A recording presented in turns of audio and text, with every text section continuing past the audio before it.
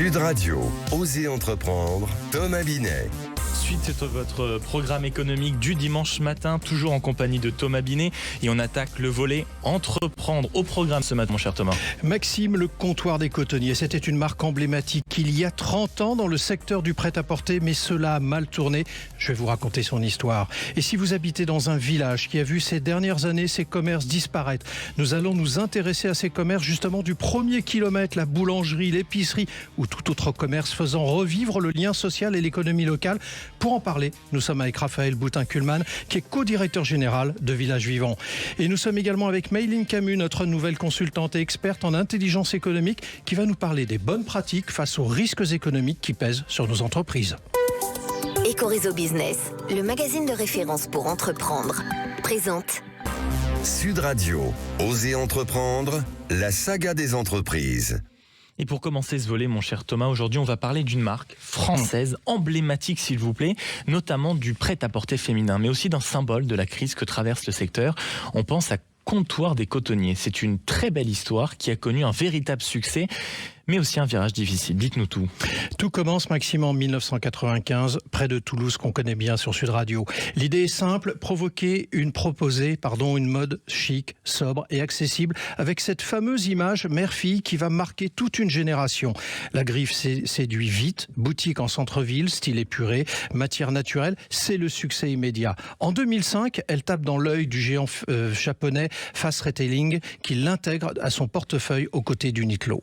Et en réalité, c'est d'une très belle intégration, mais c'est le vent qui va tourner assez vite, non ? Oui, c'est là que l'histoire prend une tournure malheureusement plus complexe. Concurrencée par la fast fashion et la seconde main, Comptoir des Cotonniers tente de s'adapter. Entre 2020 et 2023, la marque réduit de 60% le nombre de références émises sur ses pièces rares en privilégiant des matières naturelles. 87% des fibres sont d'origine naturelle, 25% des laines certifiées et la fabrication s'étend de la Chine au Portugal, mais le modèle peine à survivre. Et aujourd'hui, où est-ce qu'on est dans la marque ? Eh bien, en grande difficulté. En juin 2023, Fast Retailing annonce un plan social. 28 boutiques fermées, 101 postes supprimés. En 2024, même, la situation s'aggrave, redressement judiciaire.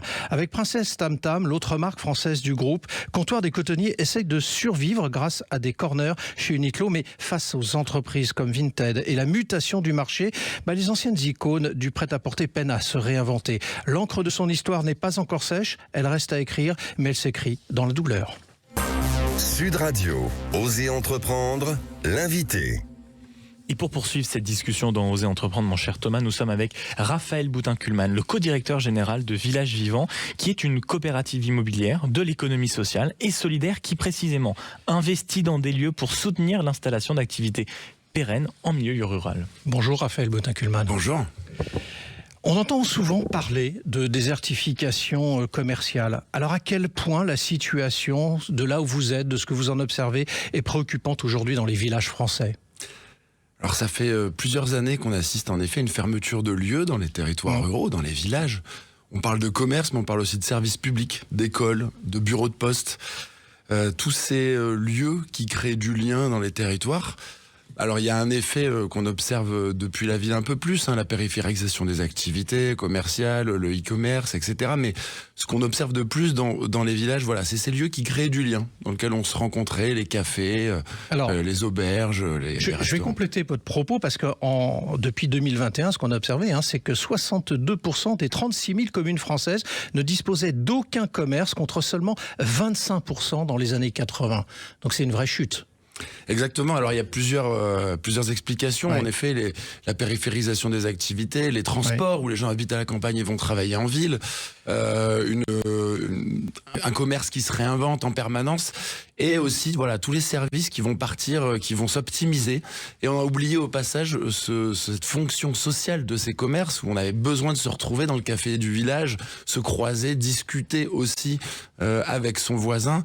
Et il y a ce vrai besoin là aujourd'hui à retrouver. Alors on va s'intéresser dans un instant à ce que vous faites, mais dites-moi, quoi qu'on dise, quoi qu'on pense, c'est pas l'ère du e-commerce. Est-ce que ça signifie pas, tout ce qui est en train de se passer depuis quelques années, que quoi que vous fassiez, quoi que vous pensiez, le commerce de proximité quand même a du mal à renaître ?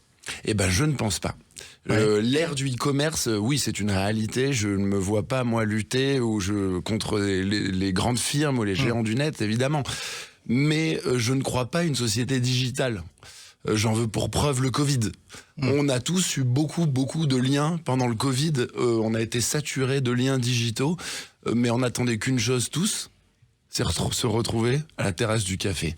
Alors, donc il n'y a pas de justement, lien sans lieu. Donc il y a certaines fonctions sociales dans le commerce notamment qui sont indispensables. alors pas de lien sans lieu, vous venez de le dire.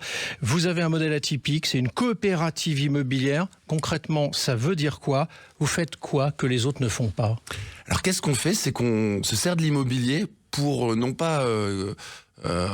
aujourd'hui, l'immobilier peut être un blocage quand on veut réouvrir, il faut faire des travaux, il faut mettre aux normes, on a des lieux vacants, on a des propriétaires qui sont pas forcément avenants. Donc nous, on en fait une possibilité. Donc on achète, on rénove et on loue des locaux pour installer le boulanger du coin, l'épicier, le restaurant ou d'autres lieux un peu plus hybrides sur les territoires qui ont plusieurs fonctions. Et on le fait à la demande de nos futurs locataires. L'originalité de Village Vivant, c'est le futur locataire qui a son activité dans le territoire, qui identifie son lieu et qui vient nous chercher pour être propriétaire. Parce que on a dit quelque chose. On a dit qu'en effet, il y avait des lieux qui fermaient et qu'on souffre de ça dans nos territoires. Mais ce qu'on observe, nous, c'est qu'il y a beaucoup d'innovations, d'entrepreneurs, de citoyens qui veulent s'investir et qui butent sur ces problématiques, des problématiques de confiance, de financement et notamment immobilières. Et donc nous, on a décidé de pouvoir répondre à ces initiatives-là. Alors depuis 2018, vous avez investi dans 30 lieux d'activité. Quel est l'impact le plus marquant que vous ayez relevé de ces projets que vous avez accompagnés? L'impact le plus marquant, alors on a plein de petites histoires. Ces 200, on a réouvert, on l'a pas dit, mais 33 lieux dans 13 départements, investi 12 millions d'euros. Ça, c'est la grande histoire de Village Vivant. La petite histoire, c'est l'habitant qui va nous dire mais depuis que l'auberge a réouvert, ça a changé la vie du village.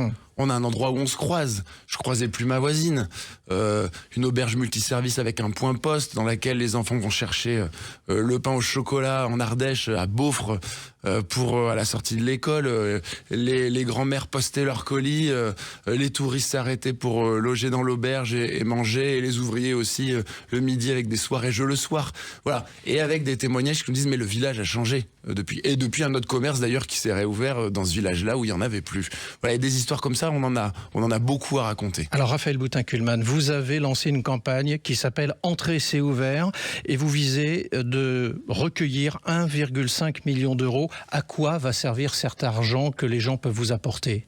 Alors ça sert justement à racheter de l'immobilier. C'est pas de l'argent qu'on investit avec une crainte pour développer une appli ou je ne sais quel investissement risqué. C'est de se dire on va avoir un investissement patrimonial sûr dans l'immobilier. Et cet immobilier va servir à quoi? Il va pas servir à spéculer, il va pas servir à développer des activités qui peuvent être néfastes justement pour les territoires. Ça sert juste à créer des supports pour ces commerces, pour ces activités. Donc c'est acheter, rénover et installer du commerce de proximité dans nos villages. Et vous avez déjà obtenu 800 000 euros d'ailleurs. On en est entre 750 et 800 000 euros à ce jour, avec une collecte jusqu'à la fin de l'année, au 31 décembre. Parce que quand on investit dans un village vivant, on peut bénéficier d'un avantage fiscal à hauteur de 25% de son investissement. Donc ce qu'il faut comprendre, c'est que c'est pas du don. C'est un moyen de militer avec son argent.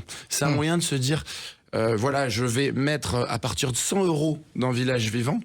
Je peux récupérer cet argent au bout de 5 ans, au bout de 7 ans. Je bénéficie d'un avantage fiscal de 25%, donc ça fait 5% par an. Et je peux le récupérer. C'est pas du don. Donc n'importe qui peut vous apporter? N'importe qui, à commencer par vous, hein, il suffit d'aller sur notre site internet. C'est vraiment un moyen d'action. C'est-à-dire, je sais où va mon argent plutôt que de le mettre à la banque. Je peux choisir aussi par l'avantage fiscal de dire, bah voilà, c'est un moyen de se dire mon impôt va être utile par cette reconnaissance fiscale à ouvrir un café. Et avec un risque qui est somme toute très limité parce qu'on achète, on rénove et on loue sur du temps long.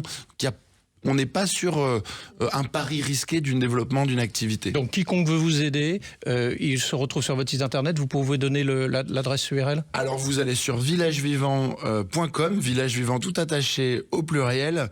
Et là, vous serez toutes les guidé sur la informations. campagne et vous pouvez passer à l'action. En quelques clics, quelques informations, vous pouvez devenir membre de la coopérative, sociétaire, épargnant et orienter votre épargne, militer avec votre épargne pour les villages et les territoires Et ruraux. du coup, aider sa région et son village. Merci à Exactement. vous. Merci beaucoup Raphaël Boutin-Kuhlmann d'être passé du côté d'Oser Entreprendre ce matin. Et je rappelle que vous êtes donc, et vous venez de le rappeler, le co-directeur général de Village Vivant. Sud Radio, Oser Entreprendre, les essentiels de l'entrepreneuriat. Nous sommes avec une petite nouvelle, mon cher Thomas, ce matin. Absolument. Nous sommes avec Méline Camus, ancienne officier de renseignement, fondatrice et dirigeante du cabinet de renseignement d'affaires Prisme Intelligence et notre experte désormais en intelligence économique. Et Thomas, vous allez avec elle nous parler des bonnes pratiques face aux risques économiques qui pèsent sur nos entreprises. Absolument, Maxime. Méline, on va parler souvent de guerre économique dans les rubriques que vous traiterez parce que c'est votre sujet et des risques que pèsent justement ces guerres économiques sur les entreprises. Mais concrètement, d'abord, énumérons ces risques avec vous. Eh bien, cher Thomas, nous pouvons identifier 3 risques majeurs. Oui. Le premier, c'est le risque partenarial, comme par exemple une mauvaise association qui peut coûter cher aux dirigeants, notamment d'un point de vue réputationnel. Il est donc important de se renseigner avant sur les pratiques d'affaires et la réputation de son futur partenaire. Le second risque qu'on peut identifier, c'est le risque technique, comme par exemple l'installation d'un logiciel espion sur les systèmes d'information de l'entreprise qui viendrait capter du renseignement stratégique. Et le troisième risque qu'on peut identifier, c'est le risque humain. Car derrière chaque action menée, chaque prise de décision, il y a un homme ou une femme.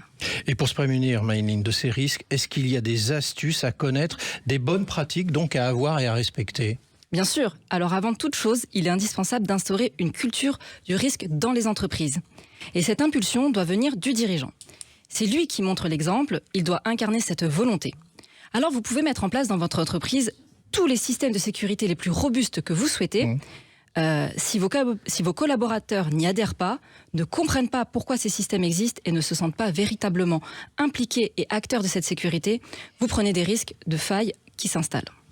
Et concrètement, Méline, on instaure cette culture du risque dans les entreprises. C'est bien ça que vous nous dites ce matin. Mais tout à fait, et ça à travers des moments de sensibilisation. Alors il est vrai que la sécurité économique, ça ne fait pas rêver. Il faut donc faire preuve d'ingéniosité pour arriver à intéresser les collaborateurs à travers des thématiques parfois un peu arides. Et pour cela, on peut aborder le sujet à travers des ateliers pratiques, voire des immersions, comme simuler une crise pour mesurer les enjeux et donner des outils concrets. Merci, Méline. Et merci beaucoup à vous, mon cher Thomas. On vous retrouve comme d'habitude dans un petit instant pour Oser Investir. Sud Radio, Oser Entreprendre, Thomas Binet.